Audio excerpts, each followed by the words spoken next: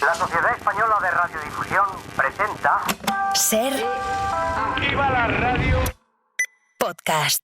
Siempre. Hola, soy Fernando Bayo y estás escuchando Código de Barras, un podcast de consumo y mucho más.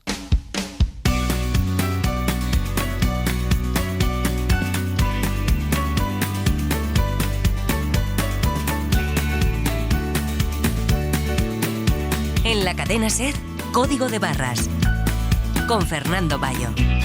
El futuro de la cobertura sanitaria privada, de la que gozan más de 1 millón de funcionarios públicos, está en el aire. Las aseguradoras exigen más dinero al Estado y el Gobierno se muestra dividido entre mantener este esquema de cobertura concertada o acabar con él y derivar a todos los mutualistas de Muface a la sanidad pública. ¿Sería posible absorber de golpe a casi 1,5 millones de pacientes en un sistema maltrecho?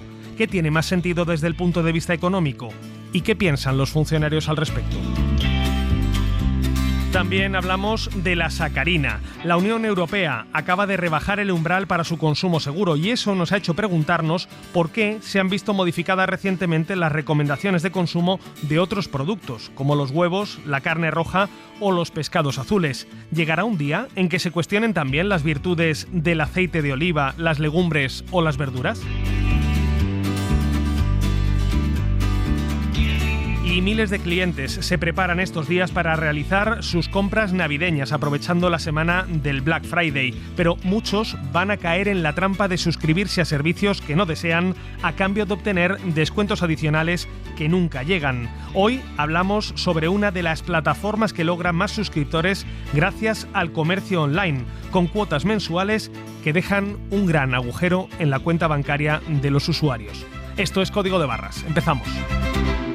España roza ya los 3 millones de funcionarios públicos, según el último dato del Ministerio de la Función Pública. Es un máximo histórico en nuestro país que supone que el 14% de los trabajadores actualmente son empleados del Estado, de las comunidades autónomas o de las administraciones locales. De todos esos funcionarios, prácticamente la mitad son actualmente mutualistas de Muface, ese modelo concertado que presta cobertura sanitaria y social a cerca de 1,5 millones de empleados públicos en los datos teóricos y también a sus familias. De hecho, hemos hablado con varios de ellos en activo y jubilados que nos han contado su experiencia con Muface. Soy Lidia, profesora de Instituto de Educación Secundaria en la provincia de Cádiz y soy funcionaria desde hace 4 años. Cada principio de año sí que nos dan la opción en enero de cambiar de la sanidad pública a la concertada y viceversa, pero por ahora por convicción prefiero hacer uso de la pública. Creo que permanecer en el sistema público al final es una forma de apostar por él y que no se deteriore aún más y sigan recortando, sobre todo los recursos humanos. Hola, me llamo Clara, soy técnico de Hacienda y formo parte del colectivo de Muface. He de decir que desde que entré hace unos 10 años he visto cómo este colectivo ha ido en declive. Cada vez hay menos especialidades cubiertas y muchos hospitales te preguntan y si vienes de Muface directamente pues no queda cubierto y no hay atención. Esto, a mi entender, es un problema, ya que algo que mucha gente no sabe es que si dentro de Muface eliges sanidad privada, renuncias a la pública, por lo que no tienes acceso a seguridad social. Me llamo Juan Luis, tengo 67 años, voy a cumplir 68 y llevo, que recuerde, unos 35 años en Muface, pertenezco a SISA y no he tenido jamás ningún problema. No me gustaría cambiar la seguridad social, sobre todo porque pienso que se formaría más colapso todavía del que hay. Cuando entré en Muface se me ofreció la posibilidad de ir a un seguro privado. En ese momento para mí era una situación bastante ventajosa pertenecer a un seguro privado, puesto que la seguridad social no me permitía casi nunca tener pediatra por la tarde y mis hijos eran pequeños y se ponían malos constantemente. Yo me he beneficiado todo este tiempo de eso para ginecología, dentistas, especialistas para mis hijos, endocrinos, y mis hijos sí se han beneficiado de Muface, pues hasta los 25 años han sido beneficiarios míos. Hola, soy Antonio. Empecé teniendo Muface con la seguridad social y después ya pasé a Muface con compañía aseguradora. Quizás lo que me animó más a pasar de la seguridad social a compañía aseguradora privada pues era la rapidez con la que te podían atender. Mariola Lorido, jefa de la sección de Sociedad de la cadena SER, ¿qué tal? Muy buenas. ¿Qué tal, Valle? Muy bien, estaba escuchando a tantos oyentes y otros que se nos han quedado en el tintero hablarnos de Muface. Seguramente muchos oyentes sí saben lo que es, pero muchos otros estarán preguntándose de qué me están hablando, ¿qué es Muface? Bueno, pues el mutualismo podríamos decir que es un resquicio, ¿no?, del franquismo. Muface se creó oficialmente en 1975, es la Mutualidad General de Funcionarios Civiles del Estado. ¿Y para qué? Pues para dar protección y asistencia sanitaria a los funcionarios. Es un organismo autónomo, público, que depende del Ministerio para la Transformación Digital y de la Función Pública. Y hay otras dos mutuas, Mujeju, que tiene un nombre ahí un poco raro, que atiende a jueces, fiscales y empleados judiciales. Y también está ISFAS, que es la mutua que atiende a las Fuerzas Armadas. Ya, estamos entonces hablando de funcionarios del Estado, que no son esos funcionarios, digamos, de la carrera judicial o militares, y hablábamos también de sus familias. Explícame, ¿quién se beneficia exactamente de la cobertura que da Muface? Bueno, pues Muface tiene 1,5 millones de mutualistas, funcionarios y sus familias, como dices. El 65% son docentes de educación primaria, secundaria y de universidad. El 18% son funcionarios de la Administración General del Estado. Como escuchábamos, pueden elegir entre la atención en la sanidad pública o en la privada. Y en la última década ha ido cayendo de forma muy relevante el número de funcionarios en la privada. Las aseguradoras han ido recortando prestaciones en los últimos años. Según el Ministerio de Sanidad y con datos a 31 de octubre de 2024, 1 millón de funcionarios ha escogido a las aseguradoras privadas y hay un 30% que se ha ido ya a la sanidad pública. Son casi 500,000. Digamos que la nueva hornada de funcionarios escoge ya el sistema público. Escuchábamos a algunos de ellos, de hecho, que decían que o bien por coherencia o bien porque no les dan un servicio a la altura de lo que esperan en la privada, terminan derivándose por la pública, ¿verdad? Claro. ¿Por qué estamos escuchando estos días hablar tanto de Muface? ¿Cuál es la situación que se ha presentado en estas últimas semanas? Bueno, en realidad por la nueva crisis, ¿no?, que se ha abierto en Muface. No es la primera, ya lleva varias. Las 3 compañías de seguros, Asisa, Adeslas y DKV, han dejado desierto el nuevo concurso de Muface, el actual contrato que termina ya, y amenazan con renunciar a seguir prestando la asistencia sanitaria a los funcionarios. Dicen que la oferta económica que les hace el gobierno de aumentar un 17% el presupuesto es insuficiente, que así van a entrar en pérdidas. Las aseguradoras piden una subida del 40% y ahí está el conflicto. Y en medio, pues ha caído como una bomba ese informe del Ministerio de Sanidad que adelantamos aquí en la cadena SER, con su plan para acabar con Muface en 9 meses y traspasar a la sanidad pública a ese 1 millón de mutualistas. Sanidad sostiene que es un modelo insostenible, que no es sostenible, porque los mutualistas son además una población envejecida y apunta que las aseguradoras seleccionan a los pacientes y al final empujan a la pública a aquellos que sufren enfermedades con tratamientos más costosos, como por ejemplo el cáncer. ¿Qué propone Sanidad? Pues que los 2.600 millones que el gobierno da a las empresas, a las compañías de seguros, se destinen a la sanidad pública, pero el Ministerio de Función Pública, en manos del PSOE, en manos del socialista Óscar López, ignora este plan de Mónica García de Sumar, que quiere seguir negociando con las aseguradoras, el Ministerio de Función Pública, ese nuevo concierto, a pesar de que reconoce que hay que abrir, eso sí, una reflexión sobre qué hacer con Muface, sobre el futuro de la mutualidad en España. Precisamente porque queremos abrir esa reflexión, aportamos a la conversación la opinión de Juan Oliva, profesor del Departamento de Análisis Económico y del Seminario de Investigación en Economía y Salud en la Universidad de Castilla-La Mancha. Juan, ¿qué tal? Bienvenido a Código de Barras. Hola, ¿qué tal estáis? Muy bien. Juan, desde el punto de vista económico, ¿qué tendría sentido? ¿Mantener Muface con una reestructuración de las cuotas que se les paga a las aseguradoras o integrar a todos los mutualistas dentro del sistema público y acabar con este sistema que, como nos decía Mariola, viene heredado de los tiempos del franquismo? Pues como muy bien comentaba Mariola, este sistema es una anomalía en nuestro sistema sanitario.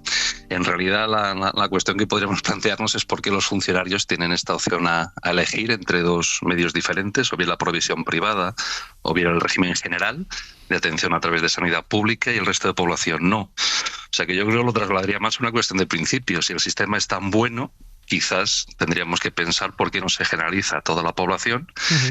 Y si no se está dispuesto a dar este paso, pues bueno, seguramente es que estamos en un caso, bueno, pues que como señalamos es una situación anómala, y con el paso del tiempo lo razonable sería que los funcionarios estuvieran en igualdad de condiciones que el resto de la población. O sea, los funcionarios a día de hoy consideras que son de alguna forma privilegiados porque se benefician de un sistema privado que financiamos entre todos con dinero público. Bueno, yo diría que ahora mismo los funcionarios tienen una ventaja, que la ventaja es esta libertad de elección, sobre todo porque tienen una opción a cambio. Es decir, en enero de cada año yo puedo decidir, yo pertenezco a MUFACE, soy catedrático de universidad, por tanto soy funcionario de la Administración General del Estado, yo puedo decidir si me quedo en el régimen general o si paso a provisión privada.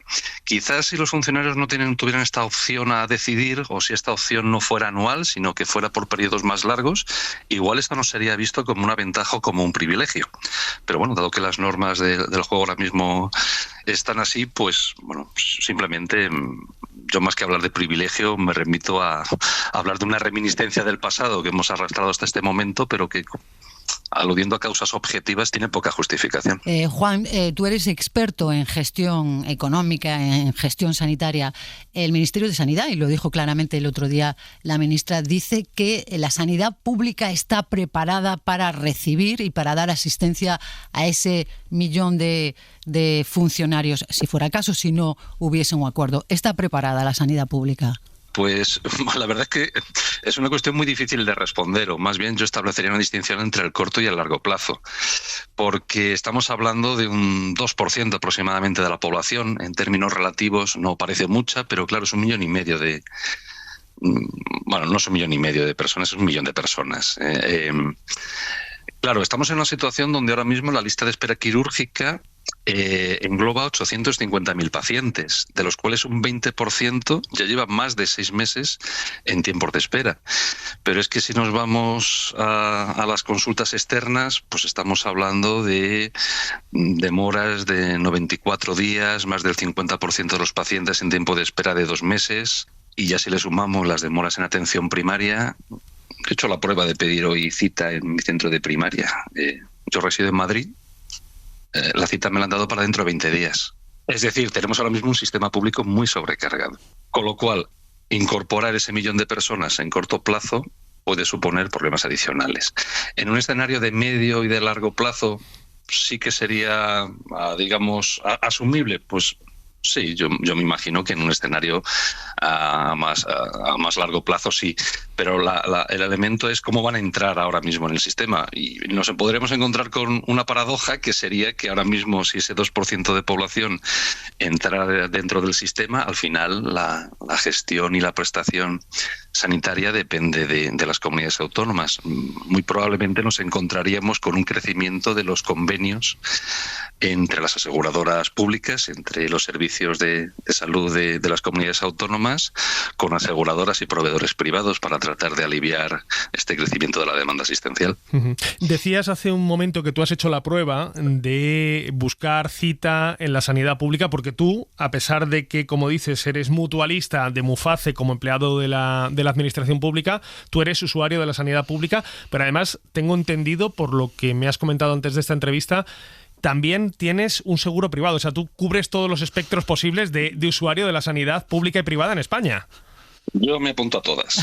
Sí, digamos que por convicciones, pues cuando pasé de ser empleado público a ser funcionario, entrar en MUFACE, se me dio la opción a elegir. Yo elegí el régimen general por convicción, pero luego, pues, también por el funcionamiento del propio sistema sanitario público en los últimos años, pues he tenido unas ciertas necesidades de salud y no tengo ningún problema en decir que he suscrito un seguro privado.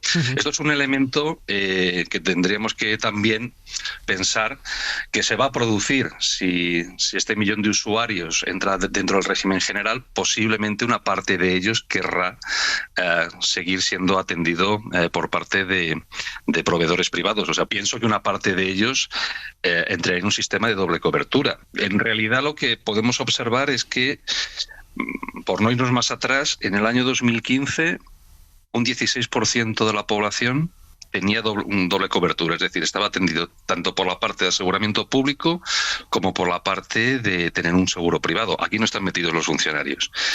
En el año 2021 habíamos subido 5 puntos porcentuales. Es decir, habíamos pasado a más de casi el 21% de la población tenía una situación de doble cobertura. Yo creo que esto también debemos tenerlo en cuenta cuando analizamos este elemento, este fenómeno, porque, bueno, pues seguramente una parte de las respuestas que han dado las aseguradoras por no suscribir el nuevo convenio que se les ofrecía puede estar debido también a que ellos mismos se están viendo sometidos a una situación de una demanda creciente en los últimos años y que está llevando a que tengan que reorganizar sus servicios. Pues Juan Oliva, profesor del Departamento de Análisis Económico y del Seminario de Investigación en Economía y Salud en la Universidad de Castilla-La Mancha, muchísimas gracias por habernos ilustrado sobre, bueno, la situación actual de Muface y sobre las perspectivas a corto, medio y largo plazo para este sistema. Gracias, Juan. Bueno, muchas gracias a vosotros. Un saludo. Hasta luego. Mariola, hablaba Juan de un sistema anacrónico, casi una excepción, ¿no? En Europa, ¿tú sabes si existen sistemas parecidos de copago, digamos, de un sistema concertado de atención sanitaria para empleados públicos? Pues para empleados públicos no lo sé exactamente. Lo que no existe es una sanidad pública tan fuerte como tenemos aquí, pero ojo a lo que nos decía Juan, que esto puede hacer aumentar o provocar el aumento, la subida de los conciertos, primero de las comunidades autónomas con las compañías privadas, con la sanidad privada y también de los seguros privados. Así que es un tema que, como vemos, está generando no solo mucho debate social, porque lo hemos visto aquí en las redes sociales, también mucha inquietud entre los propios mutualistas y entre los propios funcionarios, y un debate político también que ya veremos cómo acaba, porque hay comunidades autónomas que se van a ver mucho más afectadas que otras, como por ejemplo Madrid, que ya está el gobierno de Ayuso poniendo el grito en el cielo y descalificando y atacando duramente al gobierno y al Ministerio de Sanidad por esto, diciendo que se va a colapsar el sistema público. Algo me dice Mariola que volveremos a hablar de este asunto pronto. Posiblemente haya mucha bronca. Mariola Lorido, muchísimas gracias como siempre. Hasta luego.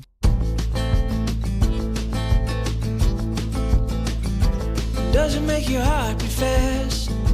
Turning over hourglass after hourglass till they're gone. Síguenos en Twitter, en Facebook y en Instagram, @Código de Barras. Staring at a faded map.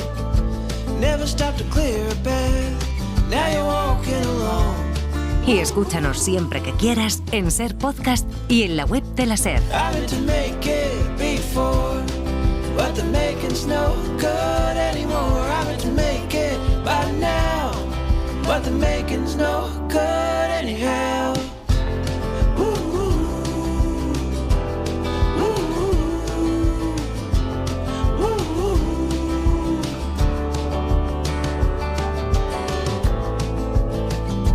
Are you staying up all night, staring at a candlelight that flickers to the dawn? Can you hear it coming down? Is it just a passing sound, or the calling of the fall? I meant to make it before, but the making's no good anymore. I meant to make it by now, but the making's no good anyhow. Código de Barras. El consumo con buena música. Café solo, azúcar, sacarina. Sacarina. ¿Me has dicho café o descafeinado? Café, ¿no? Descafeinado. ¿Descafeinado? Solo largo. Buenos días. ¿Solo? Yo con sin lactosa. Sin lactosa, azúcar, sacarina. Sacarina y en vaso. ¿Y tú?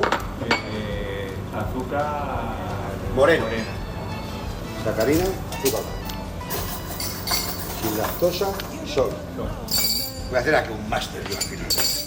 Javier Ruiz Martínez, compañero de la sección de Sociedad en la cadena SER. ¿Qué tal? Muy buenas. Hola, Bayo. Javi, yo te he convocado hoy aquí porque hace unos días me pasaste un artículo de periódico que decía: la Unión Europea ve segura la sacarina y amplía el consumo máximo recomendado.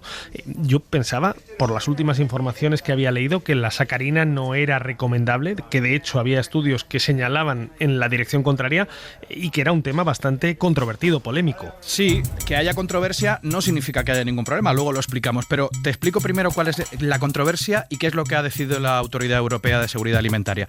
Recuerdo que es la principal organización de la Unión Europea en asesoramiento científico sobre riesgos relacionados con alimentos. Lo que ha hecho ha sido hacer un dictamen, es decir, un informe que revisa cómo de seguro es tomar sacarina, y lo ha hecho en este caso para elevar el consumo máximo recomendado y decir que es saludable. Primero dice que el edulcorante es seguro para el consumo humano, luego marca lo que se llama indicador de ingesta diaria humana admisible, es decir, la cantidad de sacarina que podemos tomar al día. Y decías que esa cantidad ha aumentado. Sí, son 9 miligramos de sacarina por kilo de peso corporal al día. Antes estaban 5 miligramos, para que te hagas una idea. Por tanto, para una persona de 70 kilos, la cantidad de sacarina que puede consumirse diariamente serían 630 miligramos. He estado mirando, un sobre para el café lleva entre 40 y 50 miligramos de sacarina pura, el resto son excipientes hasta llegar al gramo, lleva sodio, lleva potasio, lleva calcio, así que a partir de ahora la cantidad segura son 12 sobrecitos de sacarina. Eso no quiere decir que nos tomemos 12 sobrecitos de sacarina, porque hay otros productos que pueden llevar también edulcorantes como la sacarina. Muchísimos productos industriales. ¿Y por qué se ha hecho esa revisión de la ingesta diaria de sacarina recomendada por parte de la EFSA? Sí, esta es un poco el quid de la cuestión. La Autoridad Europea se basaba en un estudio que hablaba del aumento de la incidencia de tumores de vejiga en un estudio con ratones. Ahora hay una revisión científica y se ha señalado que esos tumores que se observaron en aquel estudio son específicos de las ratas macho, no de las hembras, y que tampoco son relevantes en los humanos, con lo cual obliga a revisar todo. ¿Eso quiere decir que su ingesta es inocua, que yo puedo tomarme esos 12 sobrecitos o más de sacarina y no me pasa nada? No, ni mucho menos. Hay varios estudios que señalan que la sacarina y otros edulcorantes similares, los que se llaman no nutritivos, por ejemplo la sucralosa, pueden alterar la microbioma gastrointestinal y afectar a nuestra tolerancia a la glucosa. Hablamos de la sacarina hoy, pero la lista de productos y de alimentos bajo revisión es larga, ¿no? Sí, hacemos una lista rápida. El huevo, los pescados rojos, los azules, el hígado. ¿Te acuerdas cuando nuestras madres en los 80 nos decían que ¡cómete el hígado! ¡Cómete el hígado! Y luego resulta que el hígado, en fin, no era tan bueno. Con muchos productos nos dijeron que eran buenos, nos dijeron que eran malos, nos dijeron que eran positivos, nos dijeron que eran negativos. Yo entiendo que esto genera confusión, pero hay que explicar que la ciencia alimentaria, como toda la ciencia, está en continua revisión. La idea que yo trato de explicar siempre es que esto no nos tiene que hacer desconfiar, sino todo lo contrario. Las cosas que se revisan continuamente son más fiables que las que no se revisan. Lo que se queda como un dogma, de eso sí que hay que desconfiar. Y buscando a personas que avalen esa continua revisión de la ciencia, creo que has dado con un libro y ese libro te ha llevado a un autor. Sí, y le hice una visita en su despacho. Se llama Miguel Herrero, es doctor en Ciencia y Tecnología de los Alimentos, es científico titular del CIAL, el Instituto de Investigación de Ciencias de la Alimentación del CSIC, y me contó que cada vez más abunda la desinformación sobre alimentos, incluso en medios de comunicación que se consideran serios. Estamos más expuestos a lo que llega fácilmente. ¿Qué es lo que llega? La típica noticia tonta en la página web que te dice que comer salmorejo podía prevenir el cáncer de colon. Y a partir de eso, de esto que hablábamos de la sacarina, de esa continua revisión de la ciencia, ha escrito un libro que se llama Los bulos de la nutrición, y creo que es interesante, Bayo, que nos hable precisamente de la sacarina. Miguel Herrero, ¿qué tal? Bienvenido a Código de Barras. ¿Qué tal?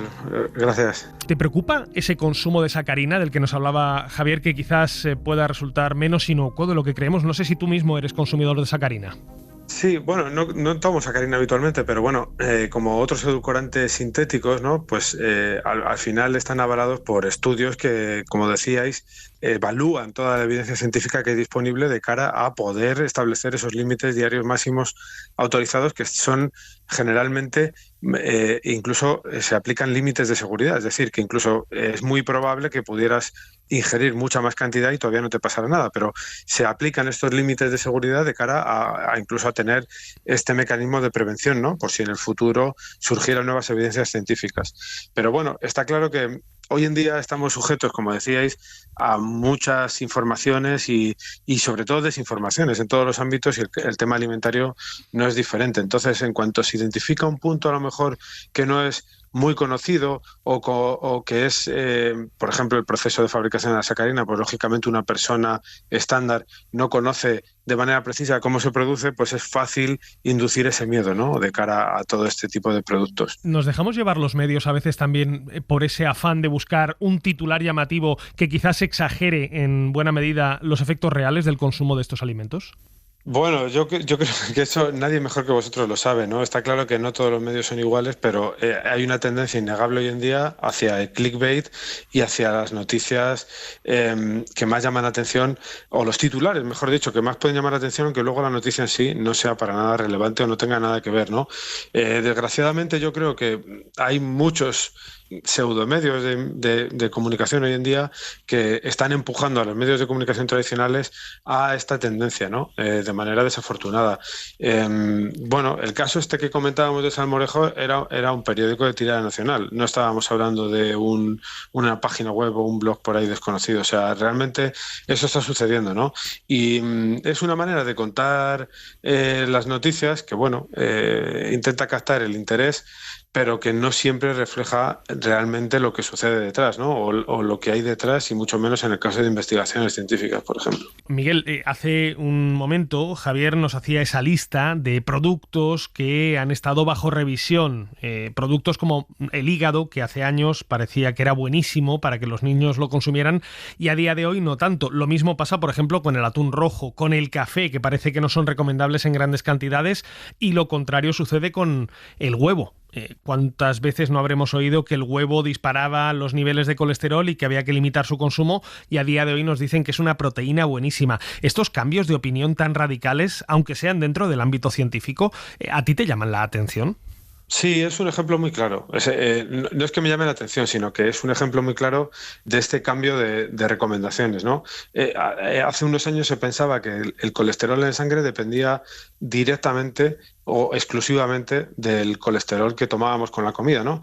Entonces, como los huevos tienen una cantidad de colesterol bastante alta, pues lógicamente a una persona con problemas de hipercolesterolemia se le recomendaba no consumir huevos o consumir una pequeña cantidad, entre otros alimentos que pueden ser ricos en colesterol. Sin embargo, hoy en día, con el paso del tiempo, pues la evidencia científica ha aumentado y se ha visto cómo el colesterol en sangre, esa cantidad que tanto nos preocupa cuando vemos los análisis, no depende exclusivamente de la alimentación, sino que tiene que ver con muchos otros factores, como factores pues bueno, de estilo de vida o factores genéticos. Por lo tanto, si sabemos que esto no es directamente, escalable, ¿qué sentido tiene mantener esa recomendación de limitar el consumo de huevo cuando sabemos que el huevo, por otra parte, es un alimento muy nutritivo, ¿no?, a nivel de proteínas, por ejemplo, como tú decías? Entonces, no tiene sentido que se mantengan este tipo de recomendaciones cuando la evidencia científica evoluciona y nos indica otra serie de cosas. Esto no quiere decir que no tengamos que hacer caso a lo que se dice hoy en día porque en el futuro va a cambiar, ¿no?, sino todo lo contrario.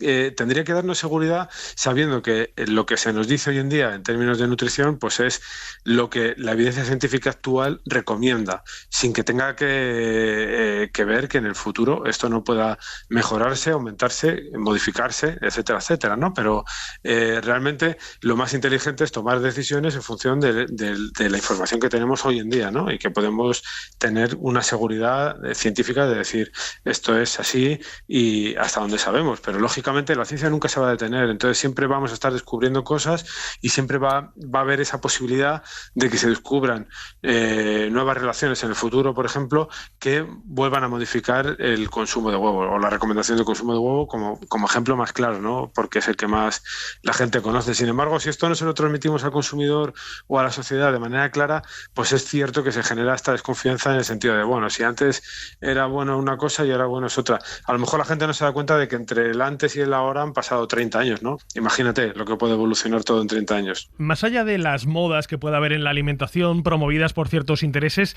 ¿existen presiones por parte de la industria para mejorar la evaluación que hacen organismos públicos basados en ciencia, como por ejemplo la EFSA? Pienso en presiones que puedan tratar de evitar una mala calificación o una reevaluación. ¿Ese tipo de presiones son habituales? Bueno, Yo no las he sufrido de primera mano y no estoy involucrado en ninguno de estos procesos de evaluación, pero estoy seguro de que existen, igual que existen en cualquier ámbito que podamos imaginarnos, ¿no? Dentro de todos los grupos de presión de la Unión Europea, que empresas que ponen mucha cantidad de dinero para intentar tener influencia. ¿Qué es lo bueno? Que al final tenemos este organismo, que es la Autoridad Europea de Seguridad Alimentaria, que funciona de manera paralela a la Unión Europea y que es un organismo eminentemente científico, formado por científicos, que hace recomendaciones para luego que la Unión Europea pueda llevar a cabo sus legislaciones, ¿no? Entonces, hay muchos ejemplos que podría poneros con marcas comerciales incluso muy, muy, muy importantes a nivel europeo que se han dado de bruces con este organismo y que no han conseguido esas alegaciones para la salud que pretendían obtener para sus productos. Con lo cual, esto al final demuestra que estamos hablando de evaluaciones independientes y en base a una evidencia científica. Es decir, que aunque exista ese tipo de presión por tener un buen resultado, si al final los datos científicos no avalan esas alegaciones, por ejemplo, para la salud, o ese aumento de la ingesta diaria admisible, como es el caso de la sacarina que comentabais previamente, pues esto no se va a producir, ¿no? Entonces, yo creo que en ese sentido podemos tener un grado de confianza bastante elevado ahora mismo aquí en la Unión Europea. Ponnos alguno de esos ejemplos que decías de presiones que no han surtido efecto en la EFSA, si no te importa, porque como nos has dejado así con ese sabor de boca, me gustaría saber alguno de esos ejemplos. No tengo ningún problema. Pues, por ejemplo, ha habido muchas peticiones de alegaciones para la salud para que determinadas bacterias que se incluyen en yogures puedan llevar la alegación de que favorecen el sistema inmunitario. Y esto, sin embargo, no se ha podido demostrar completamente, no hay una evidencia científica completamente fuerte que permita ver que si tú ingieres un determinado yogur con una cepa de bacterias de un lactobacilo determinado, tu sistema inmunitario, el de cualquier persona que lo ingiera, va a mejorar. Y en qué medida mejora y cómo se cuantifica esto. Entonces, como esto no se ha podido demostrar, la EFSA automáticamente ha denegado varias veces esta alegación sanitaria. Sin embargo, en estos productos sí que se puede, alegación para la salud, perdona. En estos productos sí que se puede encontrar esta mención de que mejora la salud, pero utilizando un truco comercial, digamos, que es decir, este producto contiene esta bacteria y además vitamina B6 que mejora el sistema inmune. La vitamina B6 sí que sabemos que puede tener una influencia positiva sobre el sistema inmune, por ejemplo, ¿no? Entonces, este es el tipo de cosas que se hacen para intentar mantener estos productos de forma comercial dentro de la legalidad, pero a lo que me refiero es que a pesar de estos intentos repetidos de intentar demostrar que estas bacterias probióticas, que por otra parte pueden ser positivas, pueden mejorar el sistema inmune, pues esta alegación no se ha concedido, ¿no? Uh-huh. Y de hecho en la página de la EFSA se pueden encontrar una lista muy elevada de todas las alegaciones para la salud que se han enviado para su aprobación y todas las que han sido denegadas. Hay muy pocas admitidas, porque realmente hace falta una evidencia científica muy fuerte, ¿no? Miguel, las Navidades están a la vuelta de la esquina y yo me pregunto, ante tanta desinformación que hay en el mundo de la nutrición, ¿cómo le explico yo a mi cuñado o al vecino del quinto que el consumo de café no es tan malo, o sí lo es, como se dice, o que consumir excesivamente atún o pescados azules puede resultar perjudicial para ciertos sectores de la población? Es decir, ¿cómo combatimos esa ola de desinformación?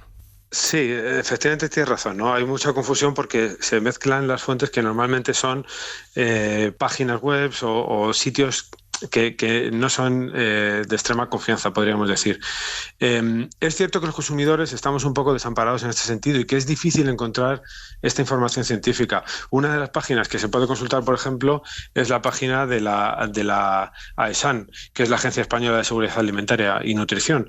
Ahí hay información oficial y información científica. ¿Qué es lo que pasa? Que es mucho más fácil que te llegue información por otro lado, de una página web, de un periódico cualquiera o de un digital que te viene clickbait y sin embargo, para encontrar esta información eres tú el que activamente tiene que ir a esta página web y buscarla y encontrarla y interesarte por ello, ¿no? Entonces ese es el problema, que normalmente son los otros medios los que te bombardean con noticias que te llegan sin tú haberlas buscado, ¿no? Y los que crean esta confusión. Yo lo que recomendaría, por supuesto, es intentar buscar fuentes oficiales y de confianza o en caso contrario, por lo menos, intentar confirmar una noticia en diferentes medios de comunicación, sin que sea exactamente la misma, ¿no? Porque al final, si una cosa es relevante y es importante, va a aparecer en todos los medios de comunicación. Esto es así, ¿no? Si cuando hay un descubrimiento importante, pues evidentemente todo el mundo se hace eco de ello. Entonces yo creo que tenemos que evolucionar hacia un pensamiento un poco más crítico y de tender a creernos menos lo primero que leemos. Lo que pasa es que desafortunadamente hoy en día yo creo que está ocurriendo precisamente todo lo contrario. Entonces, al final, bueno, pues es un poco una lucha que tiene que tener cada uno consigo misma para intentar llegar a esa información que es mucho más, digamos, más confiable, ¿no? Pues siempre es bueno consultar a las fuentes más expertas. En este caso hemos llamado a Miguel Herrero, doctor en Ciencia y Tecnología de los Alimentos y científico titular en el Instituto de Investigación en Ciencias de la Alimentación del CSIC, además de autor de Los bulos de la nutrición, editorial CSIC y Catarata. Nada, Miguel, te dejamos que sigas disfrutando del café, espero, como decías, sin sacarina. Sí, efectivamente. Bueno, muchas gracias, Miguel. Bueno, muchas gracias a vosotros por el interés. Un saludo. Javi, tú a partir de ahora, que el café con o sin sacarina. Veo que te estás preparando para la cena de Nochebuena. Yo desde aquí hago una reclamación, que es que a ver si conseguimos que las páginas web oficiales, estas fuentes oficiales de las que siempre hablamos, sean un poquitín más sencillas de investigar, de mirar, no solamente por los periodistas, que nos cuesta horrores entrar en la ESAN o en cualquiera de estas páginas, sino para la gente que a lo mejor por curiosidad, para prepararse la cena de Nochebuena contra su cuñado, se quiere meter. Al final da la sensación que la Gaceta de Alpedrete de abajo te deja el titular clarísimo sobre qué si puedes comer esto, si no puedes, y la ESAN, sin embargo, tiene un listado ahí gigantesco, lleno de números, lleno de cifras, lleno de cosas que muchas veces son difíciles de entender. Pues toque de atención para las autoridades. Simplifiquen la información, que no quiere decir hacerla menos precisa, quiere decir hacerla mucho más accesible. Más entendible. Javier Ruiz Martínez, como siempre, un placer tenerte en el programa. Gracias. Código de barras.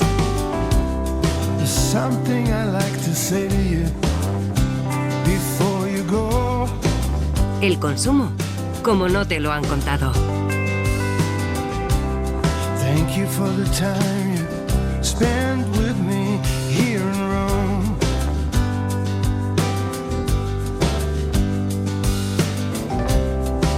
And if we'll never see again, promise me you'll always strive to win. And if they ask, say from me hello.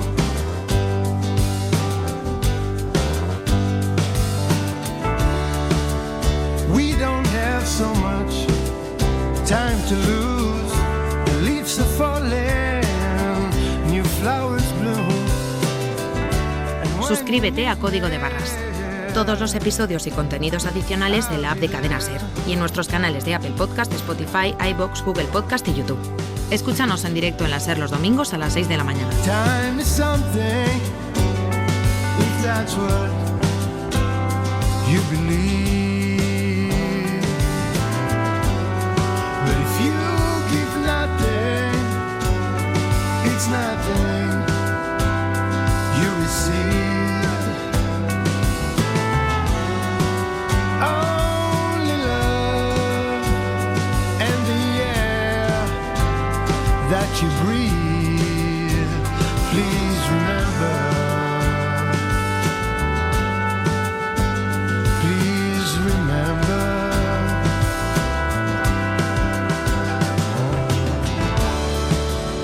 We don't have so much time to lose. The leaves are falling, new flowers bloom. And when you need me, I'll be there. Seguro que en estos últimos días no han dejado de recibir correos electrónicos o habrán visto anuncios por doquier en televisión, en las redes sociales, en los escaparates de las tiendas. Pues eso, avisándonos de que estamos cerca del Black Friday. Laura Bermejo, ¿qué tal? Muy buenas. Hola, Fernando, ¿qué tal? Es una campaña que dura en torno a una semana, que culmina el próximo viernes 29, ese Black Friday, y que cada año acumula más clientes. De hecho, más de la mitad de las compras de esta última temporada del año se realizan coincidiendo con esta fecha. Un consumo que además se da principalmente online. Sí, principalmente online. Los últimos datos del Banco de Crédito al Consumo CTLM aseguran que este año un 52% de los españoles va a comprar solo por Internet durante el Black Friday Friday, y ya el comercio en tienda física queda relegado solo a un 8% de los consumidores. Como decías, es un gasto bastante elevado que se concentra en esta última campaña de aquí a Navidades, se concentra en más de la mitad en el Black Friday, y se estima que va a ser un gasto per cápita de alrededor de unos 500 euros. Ya son 30 euros más que en 2023. También es muy importante destacar que las protagonistas van a ser las plataformas chinas, encabezadas por Temu, son Temu y Shein principalmente, donde el 63% de los consumidores occidentales ya tienen intención de realizar ahí sus compras. Y en este contexto, en el que crece tanto ese comercio online, supongo que, como en todos sitios, abundarán los fraudes que aprovechan ese boom del clickbait, del Black Friday, para tratar de llevarnos por caminos que no son los que buscábamos. Sí, es el momento perfecto para ciberdelincuentes y estafadores. De hecho, estos mismos datos hablan de que la víctima promedio de esta época del Black Friday pierde alrededor de 340 euros en estafas. Wow. Estos ciberdelincuentes pues se dedican a lanzar anuncios ahora en este momento de mucho movimiento en redes sociales, en internet, para que las víctimas pues cliquen en ellos y accedan al final a web fraudulentas, lo que conocemos y hemos hablado muchas veces como el phishing. Lo primero de todo, mucho cuidado con esto en esta época, pero hoy te vengo a hablar de otro problema, y son algunas páginas que no es que sean estafas a todas luces, o sea, no son ciberdelincuentes con una interfaz en la dark web, sino que son páginas algo engañosas por su forma de ofertar sus servicios. Ya hemos hablado de algunas de ellas, bueno, pues hoy te traigo otro ejemplo. En este caso es la web llamada Privilegios en Compras, que trabaja pues con la Casa del Libro, con la FNAC, IKEA, MediaMarkt, PC Componentes, son pues marcas y tiendas muy conocidas y en la que gastan dinero muchísimos usuarios, que básicamente lo que hacen es que cuando compras un artículo online en alguna de estas tiendas, te sale un banner que dice: tu compra se ha realizado correctamente. Y en negrita y con mayúsculas y muy grande aparece 16,87 euros de reembolso. Si a ti tú vas a comprar un libro, por ejemplo, en la Casa del Libro, y te aparece este banner, ¿qué es lo que entiendes? Pues me imaginaría que me van a devolver 16,87 euros, un reembolso. Pues sí, esto es lo que ofertan en grande, pero en pequeñito, si te fijas bien, y en una esquina aparece: rellena el formulario de Privilegios en Compras, que sorpresa, este formulario te pide tus datos bancarios, y lo siguiente: confirmo que he leído y acepto el registro al programa y sus términos y condiciones, y autorizo a Privilegios en Compras al cobro de la cuota mensual de 15 euros, todos los meses hasta que cancele la suscripción. Con esta suscripción, o sea, tú estás queriendo recibir un reembolso, un cheque, a raíz de tu compra, por ejemplo, en la Casa del Libro, y te estás suscribiendo a pagar una cuota de 15 euros al mes. En teoría, con esta cuota, con esta suscripción, tienes derecho a muchos descuentos en la marca o en la web en las que estés comprando, y aquí hay algo que chirría lo primero. Habría que gastarse mucho dinero en esa tienda principal en la que tú estás comprando para que esta suscripción te saliera rentable. Nos lo va a explicar Patricia Suárez, presidenta de Asufin, la Asociación de Consumidores Financieros. En un caso muy concreto en el que son 15 euros al mes, tú te tendrías que gastar 150 euros al mes solo para cubrir la cuota, porque el descuento más o menos son del 10%, algunas más, pero mayoritariamente es el 10%. Entonces, realmente el usuario tiene que hacer cuentas. ¿Realmente va a comprar en estas tiendas más de 150 euros al mes? ¿Realmente le compensa pagar esta cuota para obtener el descuento? Porque lo que te está incitando realmente es a un consumo muy elevado en determinadas tiendas. Esto en el caso de que el usuario sepa que ha contratado una suscripción, porque es que en la mayoría de casos, como lo refleja en una letra tan pequeña y te lleva toda esa atención a ese banner tan grande que te dice que te dan un reembolso, los consumidores acaban pues por no darse cuenta de que han contratado una suscripción. Y todo esto, Fernando, es algo que le pasó a Elena Morán hace ya 4 años. Ella no se acuerda de haberse suscrito a nada, pero ha perdido ya mucho dinero en el camino. La tenemos al teléfono. Elena, ¿qué tal? Bienvenida a Código de Barras. Hola, ¿qué tal? Cuéntame, ¿cómo acabaste suscrita a ese servicio de Privilegios en Compras? Pues justamente, como habéis indicado, realicé una compra, en mi caso, en Casa del Libro, y al terminar, pues me debió de salir el banner. Ha pasado tanto tiempo que no lo recuerdo. E introduje mis datos, pero uno a uno, además, sin ser muy consciente.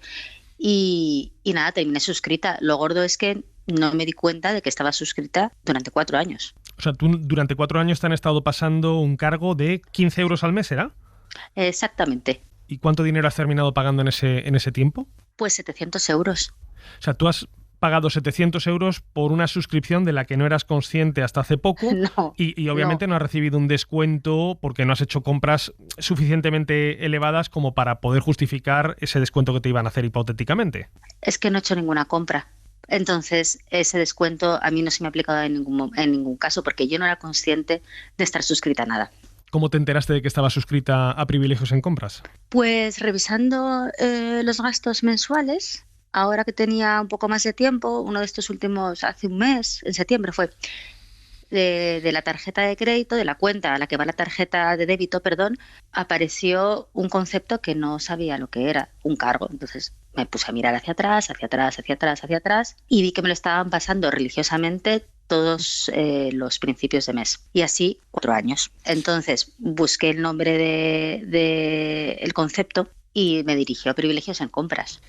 Elena, yo quería preguntarte para trazar un poco el perfil al final de consumidor que cae un poco en estas prácticas, pues si sueles dar tus datos habitualmente, si eres muy confiada en este tipo de casos o al revés, eres muy mirada. No, yo soy una persona muy desconfiada. He de decir que yo rara vez compro por internet, pero aún así soy muy desconfiada. Soy la típica persona que se pasa el día escribiendo correos para solicitar la baja el desistimiento en el uso de datos personales. O sea, ese es mi nivel de desconfianza.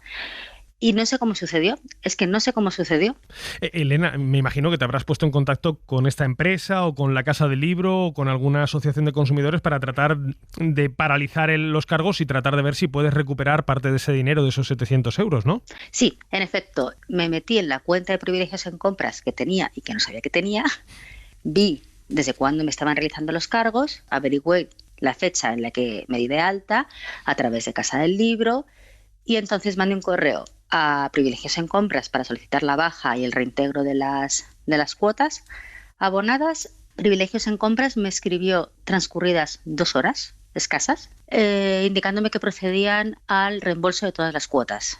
Ya. Elena, cuando vayas a hacer la próxima compra online, si es que todavía te han quedado ganas de hacerla, imagino que vas a estar muy vigilante con cualquier banner que te salga de descuentos, reembolsos, ofertas. Son las típicas épocas estas del año, las del Black Friday, en las que todos queremos hacer compra y aprovechar en lo máximo posible esos descuentos. Habrá que andarse con ojo, ¿no? Por supuesto, hay que leerse siempre la letra pequeña. Pues Elena Morán, muchísimas gracias por habernos contado tu caso, que creo que es bastante ilustrativo, Laura, de cómo funciona esta plataforma de Privilegios en Compras, ¿no? Desde luego que sí, y además, por lo último que decía también Elena, deja en mal lugar también a las empresas que utilizan este tipo de webs. Elena, muchísimas gracias. De nada, un placer.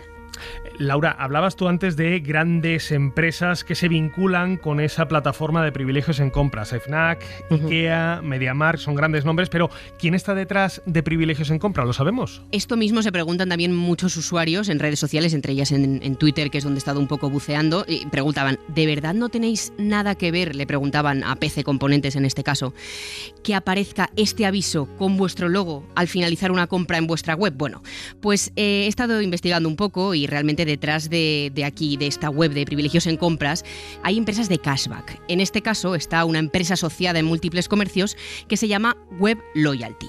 Y básicamente lo que ofrece es servicios de e-commerce a diferentes empresas, entre ellas fidelizar a sus usuarios a través de este tipo de prácticas algo engañosas.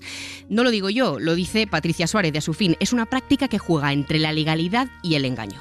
El despiste es una parte de sus ingresos y la otra parte viene de llegar a acuerdos con determinadas empresas para que les hagan un descuento determinado que al usuario le va a llegar menos, lógicamente, porque ahí tienen que tener un margen. Desde la Organización de Consumidores y Usuarios también lo tienen claro. Es un servicio engañoso. También lo dice José Carlos Cutiño, su portavoz. Se producen prácticas poco transparentes que se podrían considerar incluso abusivas porque los consumidores no son conscientes de lo que realmente están contratando. El consumidor es que lo que hace es atraído por ese posible descuento al que se le dice que tiene opción sin explicársele muy bien cómo, pica en el banner y entra en un proceso supuestamente para obtener el descuento en el que no es suficientemente bien informado de los costes que para él van a suponer. Hay que decir que sí está, la información está, ¿eh? Lo que pasa es que se expone de una manera tan difusa, tan poco clara. También está la información de desistir de esta suscripción. Una vez te has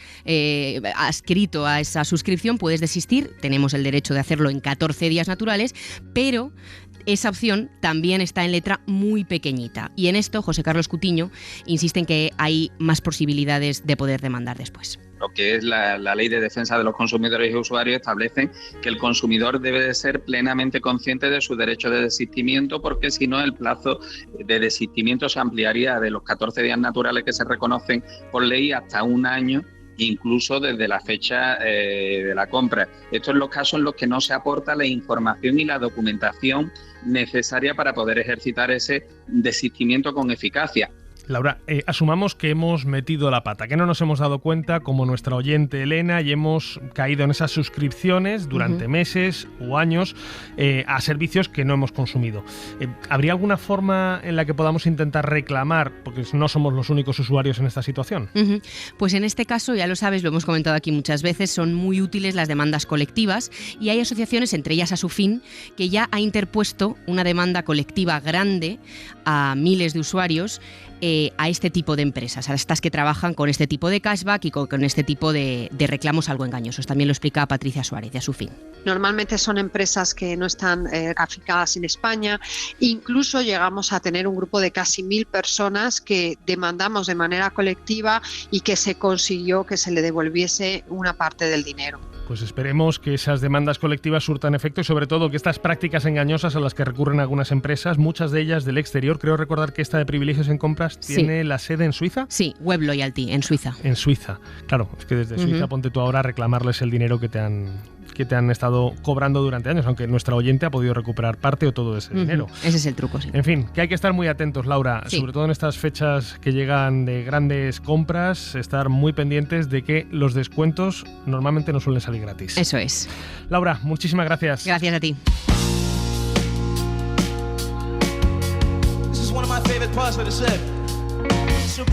Código de barras. El consumo en la SER. Nos vamos ya. En la producción esta semana ha estado Laura Bermejo, en la técnica José María Sendra y en el diseño sonoro nuestro compañero Marcos Granado. Ya saben que pueden recuperar todos los episodios del programa en SER Podcast y que pueden seguirnos en las principales plataformas de audio y, como no, también en la web de la SER. Nos volvemos a escuchar el próximo domingo. Hasta entonces, como siempre, feliz semana y recuerden, consuman con cabeza. Fernando Bayo.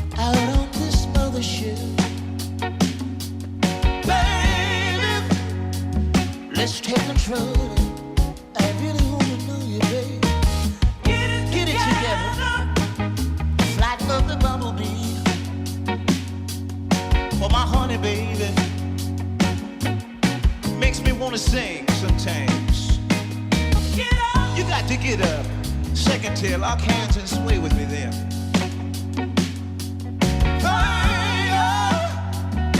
I feel it around this place.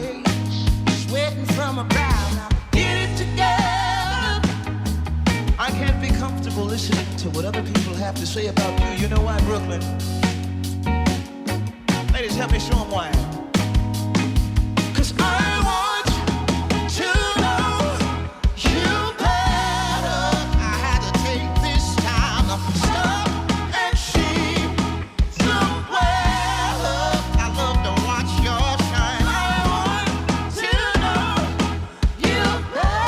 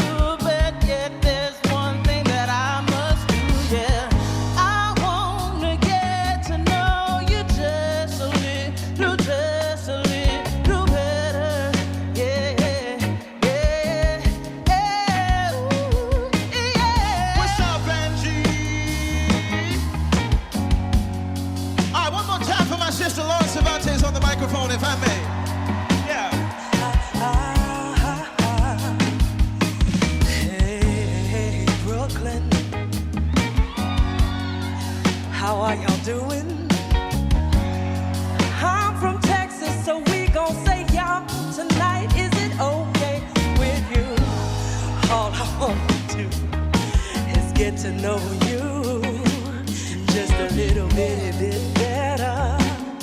Yeah, yeah. Forward. So Brooklyn, let us be unified, right? Baby, out in this galaxy, I really want to move it tonight. Move it. Free in the way we move. As they catch your groove, let us help you see it through, all right? Don't you know we got to get it together? Light up my side bank, that's my soul. Hold hands, 'cause everything's everything. I had to let you know it, baby. Get it together. Free in the way we cruise all around the world as we realize how to really fly. Let's fly one more time. You ready? 'Cause I want to know you. It's what I want to know you better. I had to take this kind of stuff and see the world. I love to watch your shine. I want to know you better.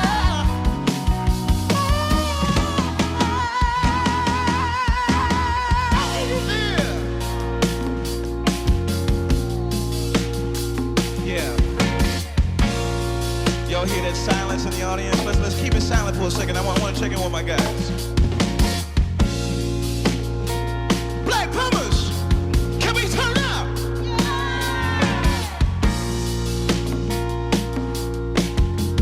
I said Black Pumas, can we turn up? All right, Brooklyn, I'm only gonna ask you one more time. Can we turn up?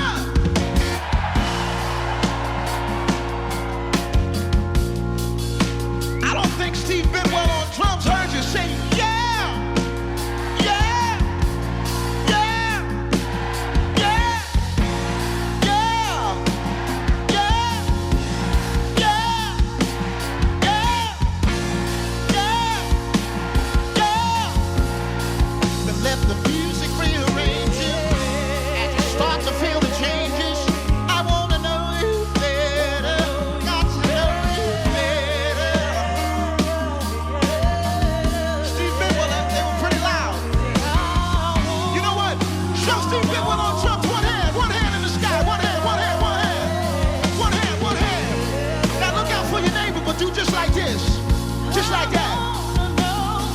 Is that good enough for you, Steve? On drums. Yeah. Come on, now sing.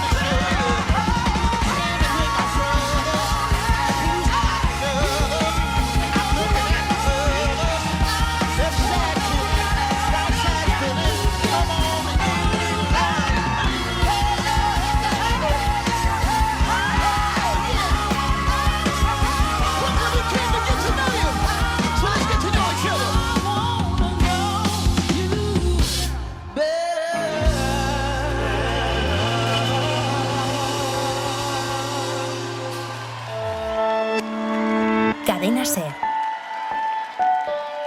La radio.